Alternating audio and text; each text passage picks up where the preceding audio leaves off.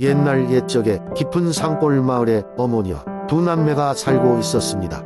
어머니는 항상 산속으로 나무를 하러 다니셨고 그동안 남매는 집을 지키며 어머니의 귀가를 기다리곤 했습니다. 어느 날 어머니는 시장에 가서 떡을 팔기 위해 나무를 진득하게 하다 보니 저녁이 되었습니다. 어머니는 돌아오는 길에 장에 들러 떡을 몇 개 사서 집으로 돌아가고 있었습니다. 그런데 어두운 산길에서 호랑이가 나타났습니다. 호랑이는 어머니를 보고 말했다. 저녁이 늦었구나. 어디 가는 거요? 무서움에 떨면서도 어머니는 용기를 내어 대답했습니다. 집으로 돌아가는 길이요. 아이들이 기다리고 있어서요. 호랑이는 아이들을 생각하는 어머니의 마음을 이용하기로 하고 말했다. 그 떡을 나에게 주면 너를 살려주겠다. 어머니는 아이들을 지키기 위해 떡을 호랑이에게 주었습니다.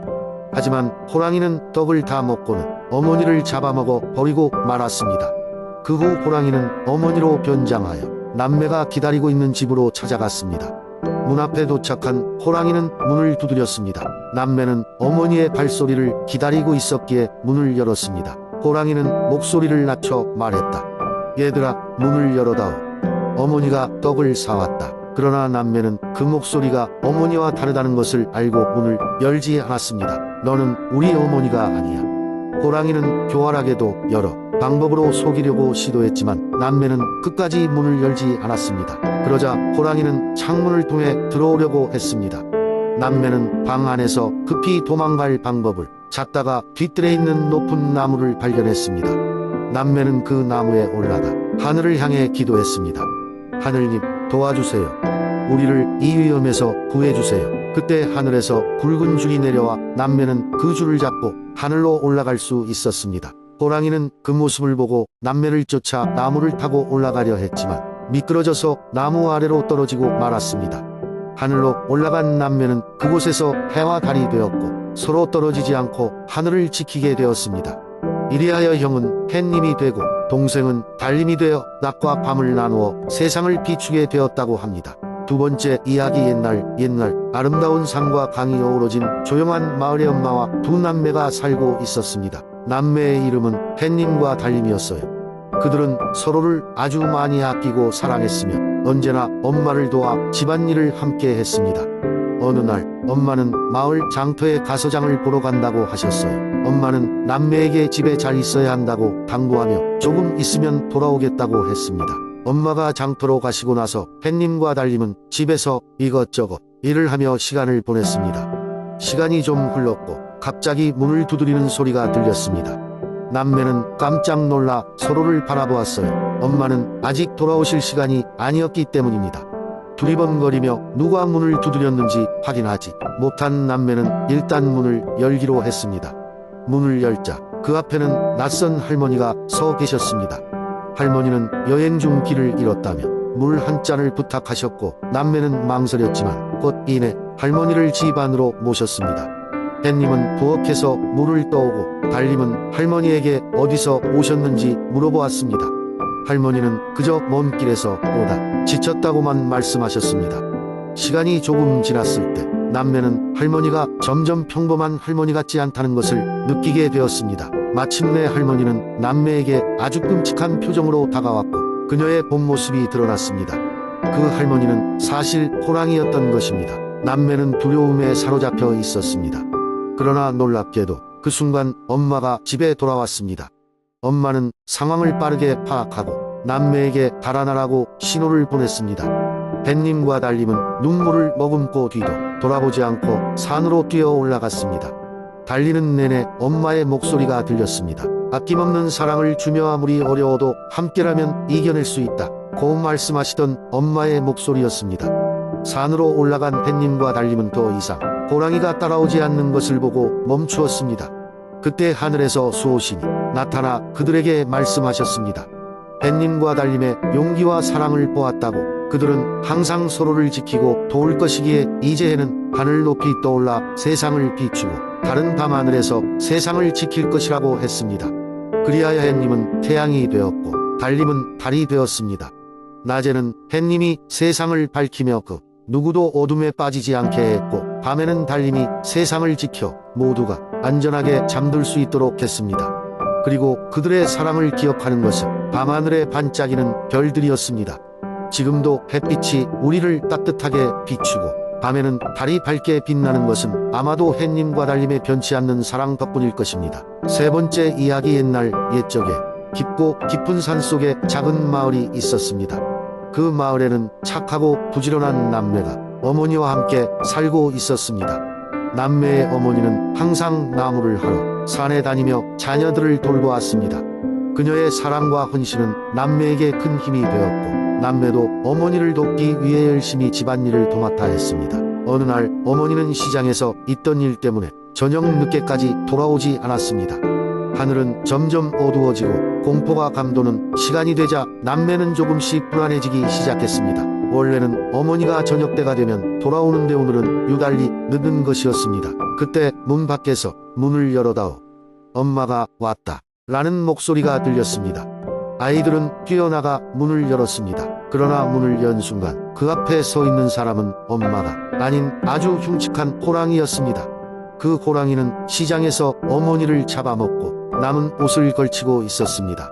실로 믿기 힘든 광경이었지만 남매는 이내 이 사실을 깨달았습니다. 호랑이는 남매를 잡아먹으려 했습니다. 이에 남매는 재빨리 호랑이를 피해 집 안으로 도망쳤고 집 안에서 문을 걸어 잠갔습니다. 하지만 호랑이는 쉽게 포기하지 않았습니다. 문 밖에서 소리쳐 문을 열라고 외쳤습니다.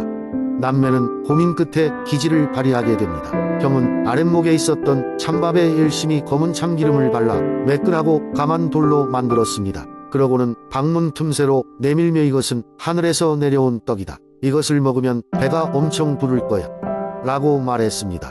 호랑이는 그 말을 곧이곧대로 믿고 그 돌을 덥석 깨물었습니다. 그러나 돌이 호랑이 이빨에 부딪히자 호랑이는 그만 이빨이 부러지고 말았습니다. 한편 남매는 이 틈을 이용해 뒷문으로 빠져나가 산속으로 빠르게 달아났습니다. 호랑이는 뒤늦게 남매가 달아난 것을 알고는 그들을 쫓기 시작했습니다. 숨가쁘게 달리던 남매는 결국 큰 나무에 다다랐고 나무를 타고 위로 올라갔습니다. 나무 꼭대기까지 올라가 숨을 고르며 어린 여동생은 무릎을 꿇고 하늘에 기도하기 시작했습니다. 하늘을 울리듯 울부짖던 여동생의 목소리에 해와 달이 반짝이며 나타났습니다. 그때 하늘에서는 동아줄 2개가 내려왔습니다. 형은 저 동아줄을 잡으면 살 수 있다는 것을 직감적으로 알 수 있었습니다. 빨리 저 줄을 잡자. 형의 외침에 남매는 동아줄을 꽉 잡고 하늘로 올라갔습니다. 그들 뒤에서 미친 듯이 흉폭해진 호랑이도 그 장면을 보고는 뒤늦게 그들과 같이 하늘로 올라가고자 했습니다.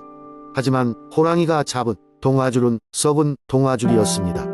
힘찬 호랑이의 몸무게를 견디지 못한 동아줄은 결국 뚝 하고 끊어져 버리고 호랑이는 그대로 땅에 떨어져 그만 목숨을 잃고 말았습니다. 한편 남매는 무사히 하늘에 올라와 각각 태양과 달이 되었습니다. 누나는 태양이 되어 세상을 밝히고 동생은 달이 되어 어두운 밤을 비추게 되었답니다. 그래서 햇님은 따뜻하고 정겨운 빛을 비추며 세상을 지켜보고 달님은 차분한 빛으로 어둠 속의 길을 밝혀 주며 세상의 모든 이들을 감싸주게 되었습니다. 이렇게 하여 형은 해가 되었고 여동생은 달이 되어 낮과 밤을 바꾸어 지키게 되었습니다. 지금도 해와 달은 교대로 지구를 비추며 서로를 그리워합니다. 그래서 가끔 일식과 월식이 일어날 때마다 햇님과 달님은 짧게나마 서로를 만나는 것이라고 믿습니다. 네 번째 이야기. 옛날 옛적 한국의 작은 마을에 달이 빛나는 밤만 되면 심란해지는 한 소년이 살고 있었습니다. 그 소년의 이름은 영수였습니다. 영수는 밤하늘을 보며 수많은 별들 사이에서 가장 밝게 빛나는 달을 바라보곤 마음이 편안해지기도 했지만 또 다른 한편으론 그 속에서 알 수 없는 슬픔을 느끼며 항상 달에게 묻고 싶었습니다. 달아, 너는 왜 항상 그 자리에서 머물러 있는 거니? 영수의 마을은 조용하고 평화로웠지만 그 속에선 뭔가 특별한 일이 일어나고 있지 않았습니다. 그래서인지 어른들은 변화를 두려워하며 안정된 삶을 중요히 여겼습니다. 그러나 영수는 이런 환경 속에서도 늘 새로운 것을 탐구하고자 하는 마음이 있었습니다. 마을의 어른들은 영수를 이해하지 못했고 때로는 그의 이런 변화를 원하는 마음을 혼내기도 했습니다. 어느 날 밤 달이 유난히도 크게 보이던 날 영수는 깊은 생각에 빠져 조용히 밖으로 나왔습니다. 그리고 이렇게 물었습니다. 달아, 넌 왜 항상 거기서만 머물러 있는 거야? 너도 나처럼 변화를 원하고 있지 않니? 그러자 놀랍게도 달이 부드럽게 빛을 발하며 말했습니다. 사람들은 나를 보며 고요함을 느끼기도 하지만 나에게도 나름의 변화가 필요하단다.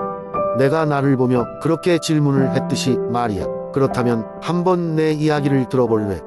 영수는 깜짝 놀랐지만 궁금한 마음을 주체할 수 없었습니다.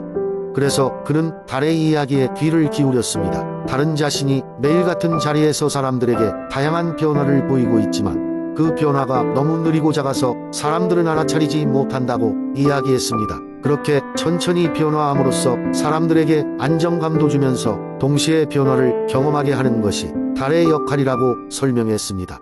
달은 영수에게 자기 마음속 작은 변화를 언제나 놓치지 말고 주의 깊게 살피라는 교훈을 주었습니다.